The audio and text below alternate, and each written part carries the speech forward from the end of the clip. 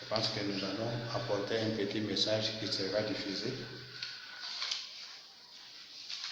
Nous allons lire dans Jean chapitre 15. La Bible dit ceci: Je suis le cep et vous êtes les sarments. Celui qui demeure en moi et en qui je demeure porte beaucoup de fruits. Car sans moi, vous ne pouvez rien faire. C'est Jésus-Christ lui-même qui dit, il dit que je suis le cep, vous êtes les sarments. Celui qui demeure en moi et en qui je demeure, vraiment, il a la vie éternelle. Il a dit que sans moi, vous ne pouvez rien faire. Si quelqu'un ne demeure pas en moi, il est jeté dehors, comme les sarments, et il sèche. Puis on les ramasse. Puis on ramasse les sarments, on les jette au feu et ils brûlent. Si vous demeurez en moi et que mes paroles demeurent en vous, demandez ce que vous voulez et cela vous sera accordé. C'est ça la parole de promesse de notre Seigneur. Il dit que si vous demeurez en moi et si mes paroles demeurent en vous, demandez tout ce que vous voulez et cela vous sera accordé. Je pense que nous sommes en train de traverser une période critique qui demande quand même un réconfort, une parole fortifiante de notre Dieu. Ici, c'est le Seigneur Jésus-Christ lui-même qui a dit que si vous demeurez en moi et que mes paroles demeurent en vous, demandez tout ce que vous voulez et cela vous sera accordé. C'est pourquoi nous allons parler de ce petit thème que j'ai intitulé les fondements de la foi ou la base de la foi. Pour avoir la foi, il faut avoir un soubassement. La foi a besoin d'un fondement. La foi a besoin vraiment d'une base quelconque qui va permettre que si vous pouvez affronter maintenant l'ennemi, que la foi puisse avoir une meilleure assise. C'est ce que nous parlons ce matin, les fondements de la foi. Vous voyez même le Seigneur Jésus-Christ ici, il a dit que si vous demeurez en moi et que mes paroles demeurent en vous, c'est-à-dire que si vous êtes en Christ, il faut que la parole de Christ demeure aussi en vous. C'est alors que vous avez l'autorisation de demander tout ce que vous voulez et cela vous sera accordé. Amen. Amen. Écoutez aussi, nous allons lire dans Ésaïe chapitre 28. Comme nous parlons du fondement de la foi. Le fondement de la foi, c'est quelque chose de certain. C'est-à-dire, c'est quelque chose comme le rocher solide. Je pense que la fois passée, j'avais parlé sur l'absolu. Mais aujourd'hui, nous allons ajouter quelque chose qui est le fondement même de la foi. Si tu as la foi, si tu dis que tu es chrétien, si tu dis que tu es croyant d'une église, mais votre foi là doit avoir un fondement. Et ce fondement-là doit être le fondement solide que Dieu lui-même avait posé. C'est pourquoi nous allons lire dans Ésaïe chapitre 28, le verset 16. Il dit ceci. C'est pourquoi ainsi parle le Seigneur l'Éternel. Voici, j'ai mis pour fondement en Sion une pierre. L'Éternel lui-même qui disait. Ainsi parle l'Éternel, le Seigneur. Voici, j'ai mis pour fondement en Sion une pierre éprouvée, une pierre angulaire de prix, c'est-à-dire une pierre de grand prix, solidement posée. Celui qui la prendra pour appui n'aura point hâte de fuir. Vous comprenez? Dieu lui-même avait dit que je mets en Sion une pierre de prix, une pierre de grand prix, solidement posée. Celui qui le prendra comme appui, celui qui prendra cette pierre-là comme appui, il ne sera jamais ballotté. Est-ce que vous pouvez prendre cette pierre-là que Dieu lui-même avait posée depuis Sion? Paul nous ramène cela, ou nous répète cela dans les livres des Romains. J'aimerais qu'on puisse lire aussi dans Romains. Parce que comme nous parlons de fondement, il faut avoir un meilleur fondement dans votre vie chrétienne. Ne vous fiez pas de ce que les gens peuvent dire. Ne vous fiez pas de ce que les gens font. Nous sommes dans l'âge où chacun de nous doit trouver un fondement solide dans sa vie. Là où tu dois mettre ta foi. S'il s'agit de la guérison divine, cette guérison divine-là doit avoir un soubassement. Si tu as besoin de la bénédiction, cette bénédiction-là, c'est une bénédiction promise dans la parole de Dieu. Et cette parole doit avoir aussi un fondement. Et ce fondement-là, Ésaïe nous dit que c'est une pierre de grand prix, solidement posée. Celui qui se confie n'aura jamais hâte de fuir. C'est-à-dire, vous regardez, vous êtes posé sur les rochers, vous avez un meilleur appui, vous avez vraiment un meilleur fondement. Vous ne pouvez pas fuir n'importe quoi. Vous ne pouvez pas craindre n'importe quoi. Celui qui a ce fondement-là, dont nous allons parler ce matin, ne peut jamais être épouvanté ou trembler devant n'importe quoi. Romains chapitre 8, le verset 33 nous dit ceci.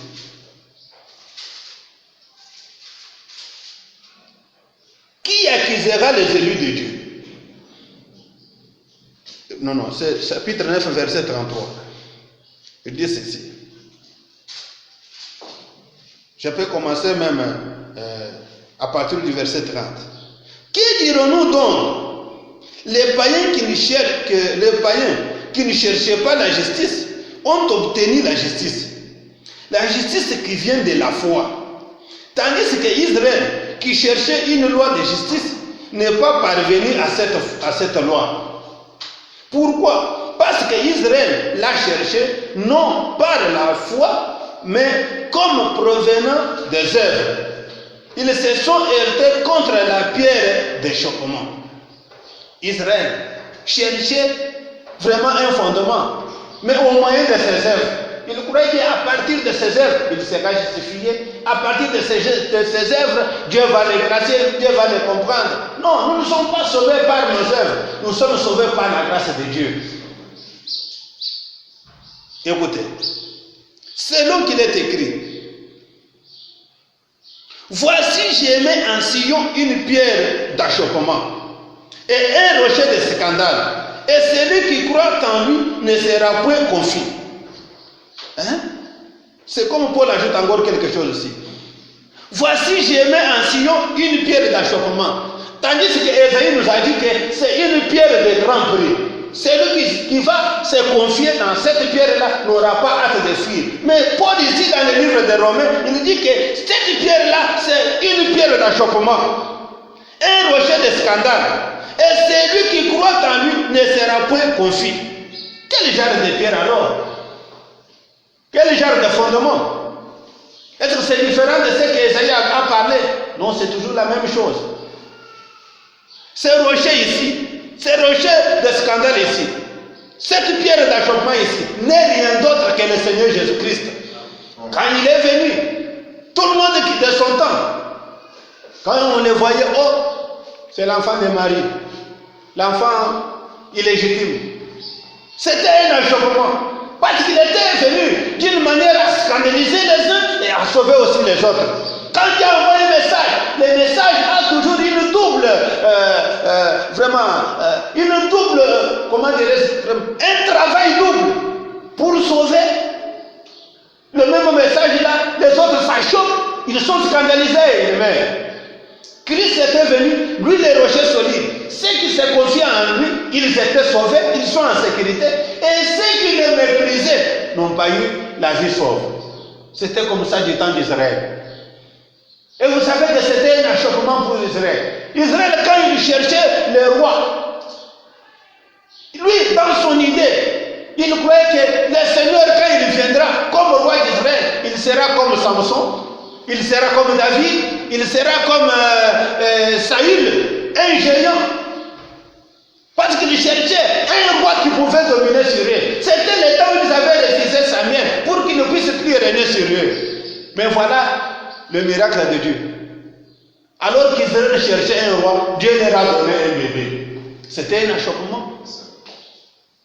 Et s'attendait à voir un grand roi qui viendrait avec un bâton de fer, fouetter tous les ennemis et diriger Israël. Mais on leur a dit que voici votre roi vient. Et le roi là vient comment? Un petit bébé né dans une crèche. C'était un scandale. C'est pour cette raison-là que beaucoup de gens de son temps ne l'ont pas cru. Mais il y a eu une minorité qui avait découvert quelque chose de grand en Jésus-Christ. C'est cette minorité-là qui s'était posée sur ce rocher ici. Comme dirais-je, de Pierre, de Paul, Philippe et les autres. Et Jésus-Christ n'était pas une pierre de scandale, mais pour eux, Jésus-Christ était une pierre d'appui. Une pierre de fondement. Amen. Et j'aimerais que Jésus-Christ soit aussi pour vous une pierre de fondement ce matin. Vous qui suivez ces messages pendant cette période de difficulté dans le monde entier, quel est ton appui? Votre foi, vous la basez sur où? Je vais ajouter aussi quelque chose. Parce qu'aujourd'hui, il y a beaucoup de paroles qui se disent. Chacun sort, il parle de sa manière. Mais nous voulons écouter de la manière dont Dieu lui-même nous a parlé. Je vais lire aussi dans 1 Pierre chapitre 2, le verset 6. Car il est dit dans l'Écriture, voici j'ai mis en Sion une pierre angulaire, choisie et précieuse. Et celui qui croit en elle ne sera point confus. Voici j'ai mis en Sion une pierre angulaire, une pierre choisie, une pierre précieuse. Et celui qui croit en elle ne sera point confus. Cette pierre-là, c'est la pierre de Conan, la pierre de l'angle. Quand on veut construire une maison, on commence à partir du coin. On pose d'abord les coins. C'est la première pierre de la construction. Et n'oubliez pas que nous sommes dans la construction. Ça a commencé avec les disciples du Seigneur. Et ça évolue. Nous sommes vraiment au 7e âge, au sommet de la construction. Mais il faut que la pierre angulaire soit là. Bien que nous sommes au sommet, vous devez reconnaître la pierre du fondement. Et se fixer sur cette pierre-là. Et cette pierre-là n'est rien d'autre que le Seigneur Jésus-Christ. J'aimerais que chacun de vous puisse avoir foi. Mettre sa foi en Jésus-Christ. En cette période-ci, il y a ceux-là qui ont foi dans leur médecin. En cette période-ci, il y a ceux-là qui ont foi dans leur bâtiment. Les autres sont allés se cacher vraiment dans des grottes. Les autres sont allés se cacher dans leur ferme, là où la pandémie ne peut jamais les atteindre.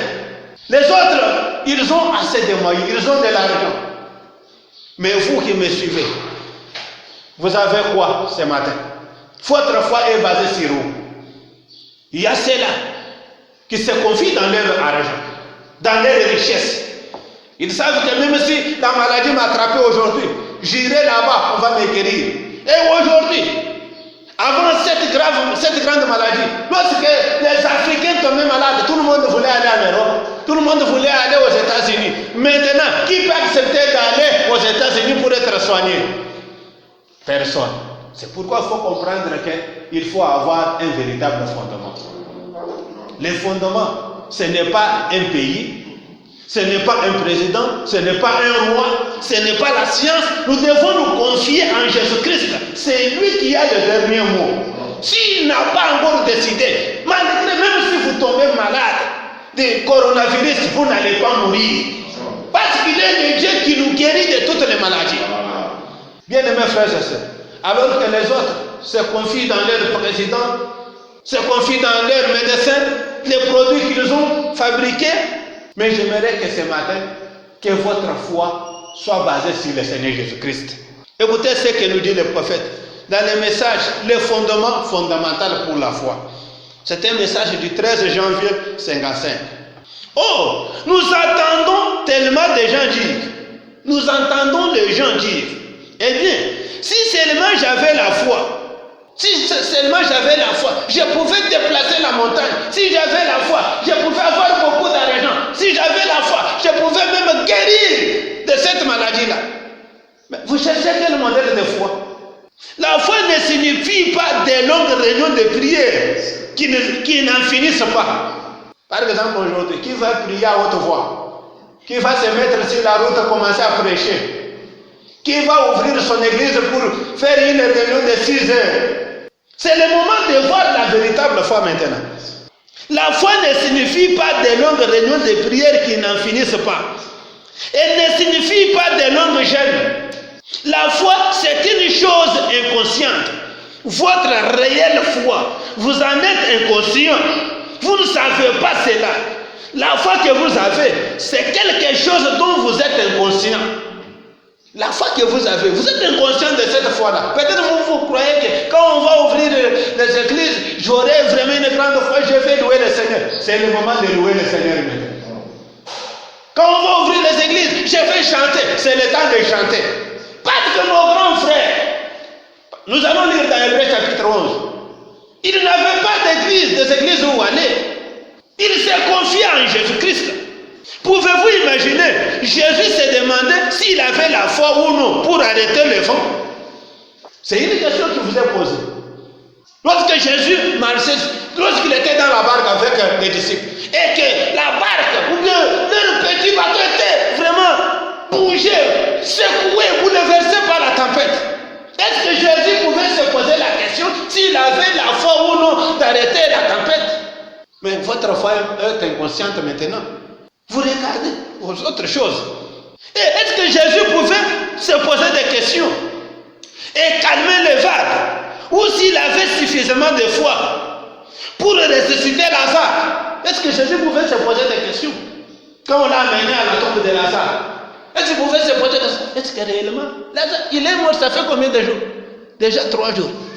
Est-ce que réellement je vais les ressusciter? Jésus n'a pas eu le temps de raisonner. La foi ne raisonne pas.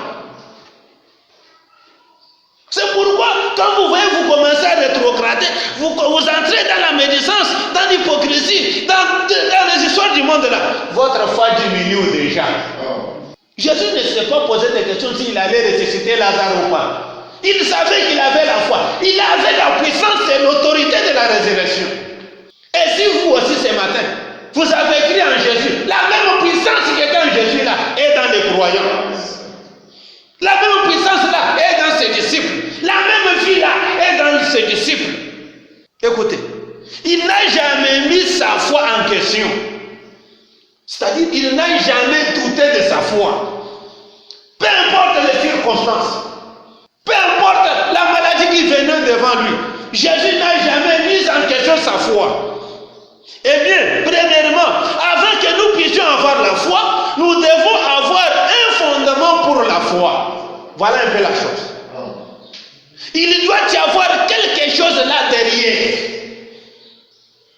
Jésus avait la foi, il savait qu'il était Dieu, il savait qu'il était le Créateur. Il ne se posait pas de questions. Mais votre foi, tu l'as posée où?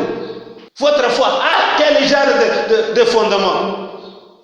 Écoutez, un homme, quand il choisit, c'est tout dans ce message-là, les paragraphes 6 et 7, les fondements fondamentaux pour la foi. Je suis au paragraphe 7 maintenant. Un homme, quand il choisit sa compagne pour la vie, généralement, il se renseigne sur sa vie et tout. Sur la famille d'où elle vient, sur ses antécédents et autres. Et nous devons avoir quelque chose comme cela qui nous sert de base. Vous lui demandez la main. Oh, la seule chose qu'il puisse prendre, c'est sa parole. C'est tout ce qu'il peut prendre. Et c'est tout ce qu'elle peut prendre de lui, sa parole. Il n'y a pas un autre moyen. Et je suis très content que Dieu l'ait établi de cette manière-là. Je suis très content que Dieu l'ait établi de cette manière-là. Dieu a établi sa parole. Quand vous voulez vous marier, vous n'allez pas trouver seulement une fille en cours de route. Oh, viens, je t'aime, tu deviens déjà ma femme. Même elle te verra que non, ce monsieur est fou. Vous allez d'abord la saluer. Bonjour madame, vous venez d'où? Vous êtes l'enfant de qui? Si elle accepte, est-ce que je peux connaître tes parents, votre résidence? Vous êtes de quelle famille? Vous êtes de quelle tribu? Tout cela pour que vous ayez une meilleure assise. Peut-être, si vous allez aveuglément, peut-être c'est ta cousine. Tu vas te marier à ta petite soeur. Tu vas te marier à ton cousin.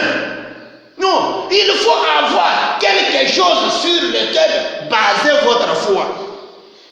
Un homme qui prend son épouse, oui, c'est la même chose. Nous prenons Christ comme époux.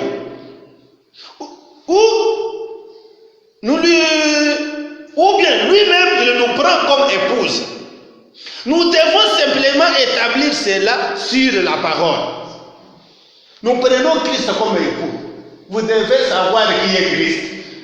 Si vous voulez vous marier à Christ, vous devez d'abord le savoir. Il est d'où? De quelle nationalité? Jésus est congolais? Ou bien il est injuste. C'est un Américain. Vous devez savoir son origine. Et lui aussi, s'il veut se marier à toi, pour qu'il devienne votre époux, il doit se renseigner de votre vie. Vous ne pouvez pas aimer Christ si vous ne le connaissez pas. Vous ne pouvez pas vous marier à Christ, avoir foi en Christ, si vous ne connaissez pas son origine. Parce que son origine monte depuis l'éternité. Jésus n'était pas injuste. Jésus n'était pas un Américain. Au cas contraire, s'il était juif, c'est-à-dire notre salut vient des Juifs, nous sommes sauvés par les Juifs, alors nous dépendons des Juifs. S'il était un Américain, c'est-à-dire que nous sommes sauvés par les Américains. Mais Jésus n'était pas un Juif, il n'était pas un Américain. Jésus était Dieu lui-même fait chair. C'est pourquoi son sang nous a sauvés. Son sang a sauvé les Juifs et toutes les races de la terre. Vous devez connaître qui est Jésus avant de mettre sa foi en lui. Écoutez, frère Branham ajoute encore de dire ceci. Or, qui sommes-nous après tout? Comment sommes-nous arrivés ici? Pourquoi sommes-nous ici? Avez-vous déjà réfléchi à ces choses dans cet ordre d'idées? Comment vous êtes arrivés sur la terre? Comment vous êtes nés dans ce foyer-là? Comment tu es arrivé à croire à la parole? Est-ce que vous vous êtes déjà arrêté, réfléchi de la manière que vous êtes venu dans le monde, de la manière que vous avez pris Jésus? Parce que si vous n'avez pas une base, vous ne saurez pas ce qui va venir dans le futur. Nous sommes des êtres humains. Et ce qui a fait de nous, nous soyons des êtres humains, qu'est-ce qui a fait que nous soyons différents de tous les restes sur la terre? Amen. Tu es noir. Qu'est-ce qui a fait que tu es différent de blanc? Tu es blanc, tu es jaune, tu es brune, tu es belle. D'où vient cette différence-là? Ok, tu es un être humain, d'accord. Pourquoi Dieu a fait de toi un être humain? Il pouvait faire de toi même un lézard, même un cochon, même un serpent de la brousse. Pourquoi il t'a créé un homme? Vous êtes-vous déjà posé cette question-là? Jésus pouvait faire de toi un papillon, même une mouche. Mais il t'a fait un homme. Est-ce que vous connaissez le pourquoi il a fait de toi un homme? Nous cherchons des fondements solides. Oh, ceci, cela. Ok, d'accord. Je suis vraiment congolais, tout ça, d'accord. Est-ce que tous les Congolais sont des chrétiens? Pourquoi ce message vous est-il parvenu qu'à vous seuls? Alors que dans votre famille, vous êtes nombreux. Pourquoi Dieu vous a choisi, toi seul? Il y a le but pour lequel Dieu s'est révélé à toi. Le paragraphe 14. Maintenant, si nous pouvions nous abandonner complètement à Dieu et à sa volonté et renoncer à nos propres pensées et laisser simplement la pensée de Christ être en nous, ces mêmes manifestations de l'Esprit se produiraient au travers de nous comme c'est le cas pour les choses naturelles. Amen. Comme c'est le cas pour les choses naturelles. Ce serait pareil. En effet, nous avons été créés au départ dans ce but. C'est-à-dire pour contrôler, pour régner, pour louer Dieu et pour vivre pour Dieu. Nous avons été créés pour contrôler, pour régner, pour louer Dieu et pour vivre pour Dieu. Pas pour vivre pour ta femme. Pas pour vivre pour tel. Vous devez vivre pour Christ.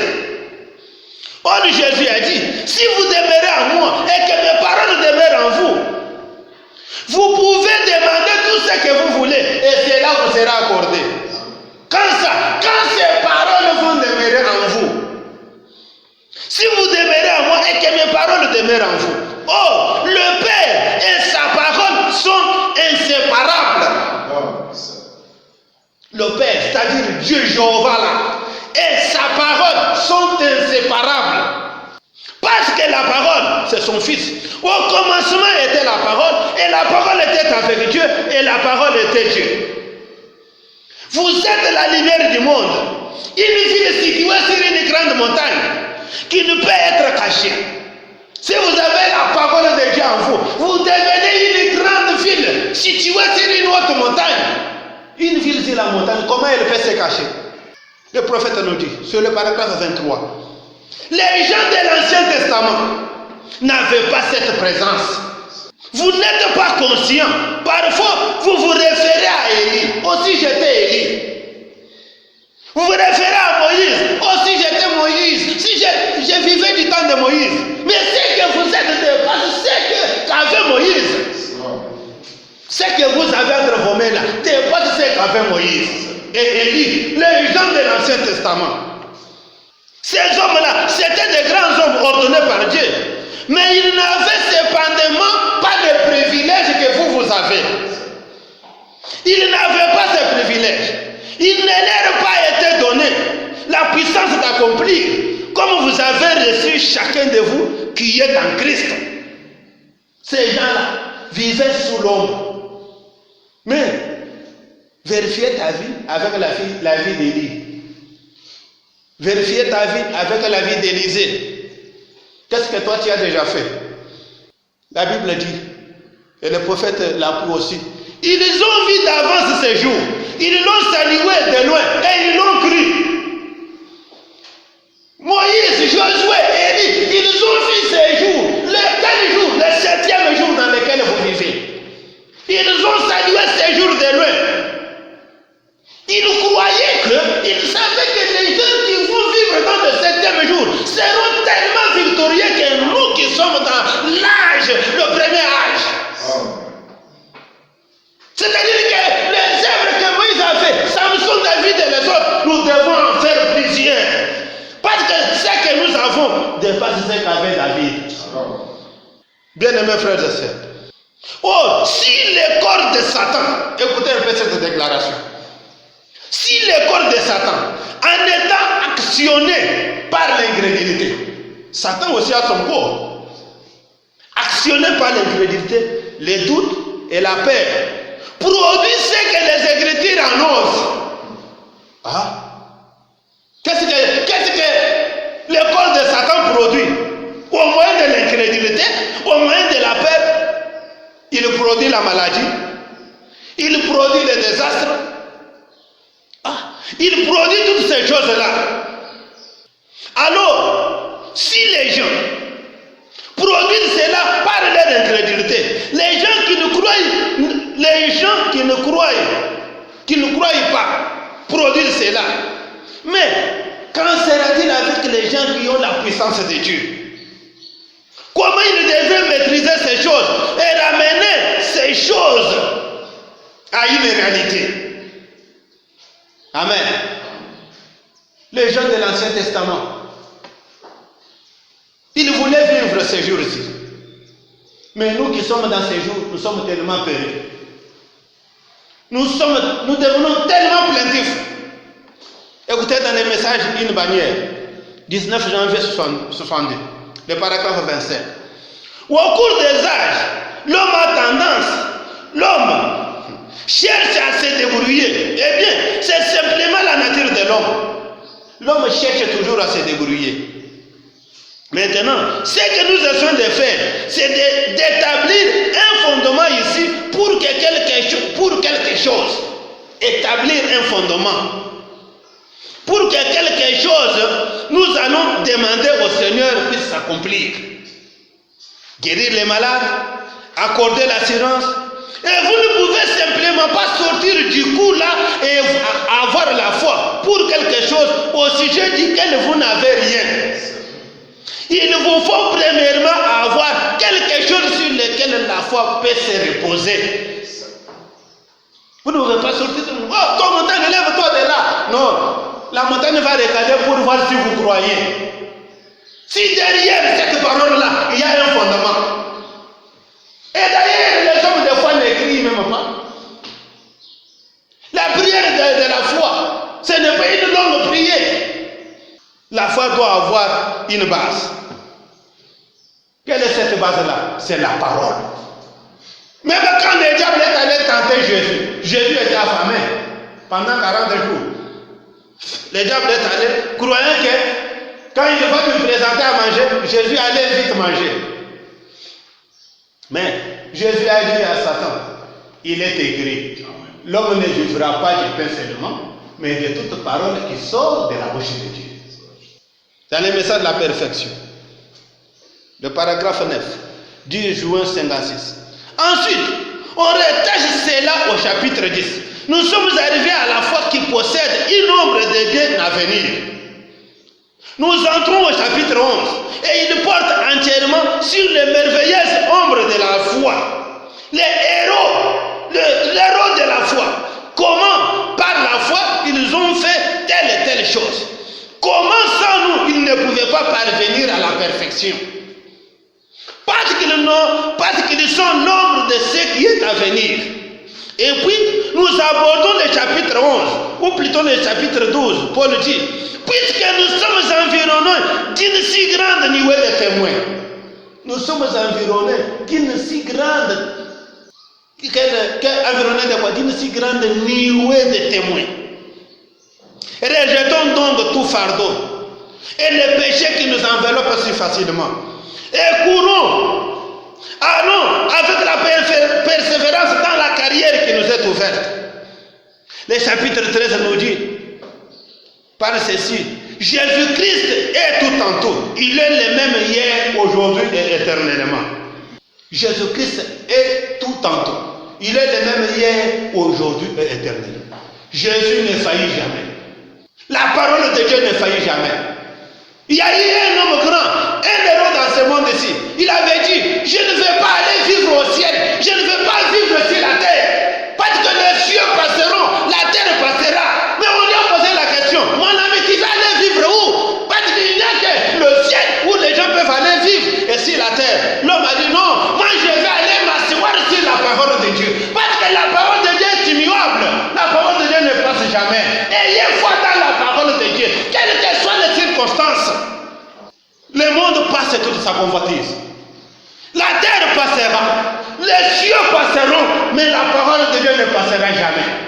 S'il a dit qu'il est l'Éternel qui te guérit, réellement il est l'Éternel qui te guérit. Peu importe la maladie, croyez en cette parole-là. Si tu fais l'élévation, la parole de Dieu dit, l'élévation, la bénédiction ne vient ni de l'Orient ni de l'Occident, mais elle vient d'en haut. C'est Dieu qui enrichit. Il faut que votre foi, dans ce que vous cherchez là, puisse trouver un fondement. Et le fondement là doit être rien d'autre que la parole. C'est pourquoi je crois dans l'évangile. Chaque parole de Dieu qui déclenche la puissance de Dieu, qui amène ses bénédictions aux gens, c'est la clé pour la porte qu'il ouvre. Amen. La parole, c'est une clé. C'est la parole qui ouvre toutes les bénédictions de Dieu. C'est la parole qui ouvre la guérison. C'est la parole qui ouvre tout ce dont vous avez besoin là. Vous plairez. Je ne suis pas béni. Je suis venu accompagner les gens. Tu es venu accompagner qui? Tandis que l'autre qui te regarde, il t'envie aussi. Toi qui plairais, oh je suis malade. Je ne suis pas comme les autres. Si on amenait quelqu'un qui souffre plus que toi, qui va regretter, tu auras même vraiment pitié de lui. Mais nous devons avoir un fondement. Ce fondement-là, c'est la parole de Dieu. Écoutez, comme nous tendons déjà à la fin, dans le message jour 20, jour de victoire, c'est le message du 21 avril 63, les paragraphes 71 et 72. Ainsi, nous sommes en guerre. Les héros de Dieu ont toujours eu des combats. Amen. Les héros de Dieu, les combattants de Dieu, ils ont toujours eu des combats. Vous ne verrez jamais un héros qui dorme comme un sac de ciment, non. Un héros, c'est quelqu'un qui va toujours aller se battre. Et vous, petite église ici, rappelez-vous, vous faites partie de cette unité-là. Vous êtes un avant-poste ici. Eh bien, vous savez ce qu'un avant-poste, vous deviez le savoir en temps, étant donné qu'il y en a juste ici, près de vous. Et si vous êtes en avant-poste ici, un point, et vous devez garder haute la bannière. savez que quand les militaires vont se battre, ils ont la bannière, ils ont les drapeaux. Faire ce qui est juste et continuer à soutenir que Jésus-Christ est le seul espoir du monde. Voilà. Partout où vous allez, vous devez proclamer partout que c'est Jésus-Christ qui est le seul espoir du monde. Ce n'est pas le produit de Madagascar. Ce n'est pas les vaccins des Chinois ou des Américains. C'est Jésus-Christ qui est le seul espoir. Ce n'est pas l'église. Ce n'est pas l'église méthodiste, baptiste ou le tabernacle, les tabernacles. Non, c'est Jésus-Christ qui est notre seul espoir. Si l'église, ceux qui se confient dans leurs églises, aujourd'hui ils sont déçus. Vous allez prier où? On a fermé toutes les églises. Votre fondement, on l'a balayé. Mais ceux qui sont fixés sur Jésus, ils sont toujours debout. C'est pourquoi entrer en Jésus-Christ. Dans le message, une bannière. Ce message du 19 janvier 62. Le paragraphe 45.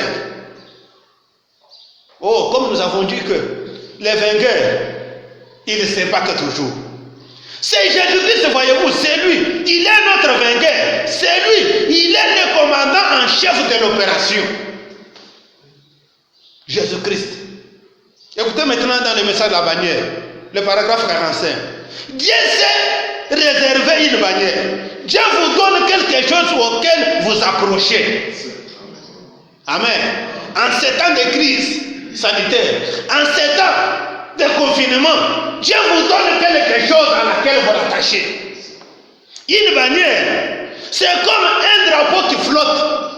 Oh, écoutez, en Corée et là dans le sud, pendant la guerre, quand les Américains avaient repoussé les Japonais, ils ont accouru à Guyane et à différents endroits, au sommet de la colline la plus élevée qu'ils avaient pu trouver.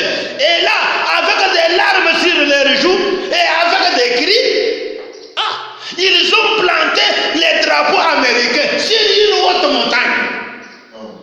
Après avoir combattu, remporté la victoire, ils sont allés planter leurs drapeaux sur une autre montagne.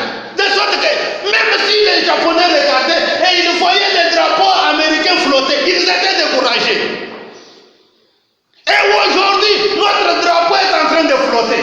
C'est le Seigneur Jésus-Christ. Ça va décourager toute pandémie qui va s'abattre sur la terre. Les drapeaux du Seigneur Jésus-Christ. Bien-aimés frères et sœurs, tenez-vous. L'église doit avoir sa bannière. Et notre bannière, c'est Jésus-Christ. Notre fondement. Et vous aussi, quand vous allez combattre, remporter la victoire, montez sur le sommet de la montagne, sur Golgotha là, il y a un drapeau qui flotte. La croix de Jésus est là. Et cette croix-là, elle n'a jamais tombé. Elle est là pour la guérison de tout le monde. La croix de Jésus est là pour votre solution à tout ce que vous avez comme problème. Le prophète nous parle de ce groupe d'esclaves qui ont été amenés de l'Afrique vers l'Europe. Arrivés là-bas, les autres étaient tellement calmes, tellement dans les soucis du fait qu'ils avaient laissé leurs parents, les autres avaient laissé leurs femmes, les autres avaient laissé leurs enfants. Tout le monde était triste. On leur fouettait pour aller travailler. Allez vite travailler. Ils passaient à cette heure-ci. C'est le temps de manger chez nous. Vous n'êtes plus chez vous. Mais il s'est fait que parmi ces esclaves-là, il y avait un esclave différent.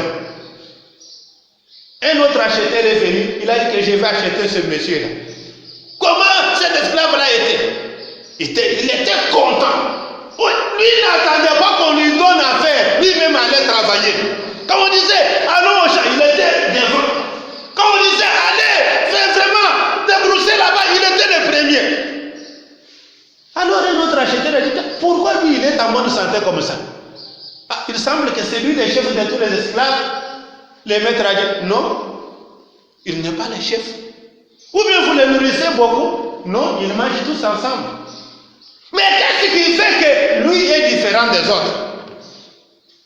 On lui a dit, vous savez, Quand je suis retourné pour voir le fondement de ce jeune homme-ci, la base, on m'a dit que c'était un fils du roi.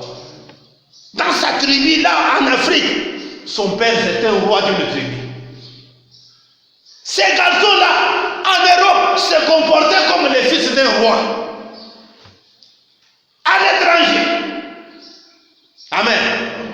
C'est là où le prophète nous dit, ces garçons-là, on ne nous posait pas, il n'y avait même pas le temps de les fouetter. Il était le fils du roi.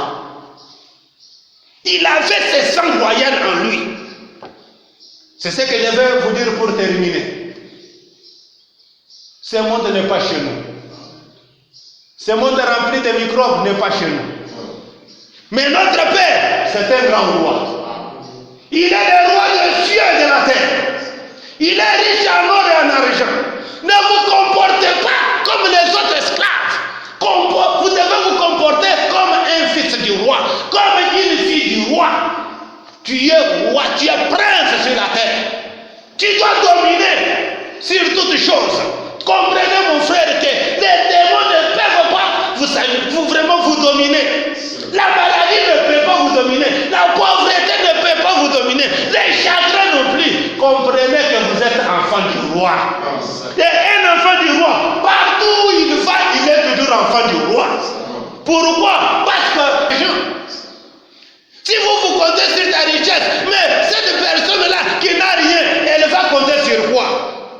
Je vous montre les rochers solides. C'est le Seigneur Jésus-Christ. Il est le seul qui a été frappé pour toi. Les rochers frappés pour ta guérison. Il a été frappé pour que tu aies de l'eau à boire. Il a été frappé pour que tu aies la nourriture. Il a été frappé pour ta guérison. Et tout ce dont tu as besoin se trouve sur le rocher. C'est pourquoi l'Éternel avait dit, j'ai mis en Sion le rocher. Une pierre solide et de grande valeur. Ce que vous avez entre vos mains, c'est une perle de grand prix. Ce message que nous avons reçu, nous ne devons pas pleurer comme ceux-là qui n'ont pas reçu le prophète, comme ceux-là qui n'ont pas eu le message. Nous ne pouvons pas nous comporter comme les esclaves. Nous sommes les enfants du roi. Nous devons nous comporter comme des princes, comme des princesses. Qu'est-ce qui t'inquiète maintenant? Hein? Le coronavirus qui te fait la peur. Ça, c'est le gouvernement satanique. Si le gouvernement satanique a produit la maladie, le diable n'a jamais guéri. La guérison, c'est un produit fini de Dieu. C'est Dieu seul qui guérit. Ayez confiance en Dieu, il va vous guérir. Ayez confiance en Dieu, il va résoudre ton problème. Rocher d'Alpha, Dieu pour moi. Laisse-moi me cacher en toi. Oh, laissez-le avec le sang qui coulait de tes plaies.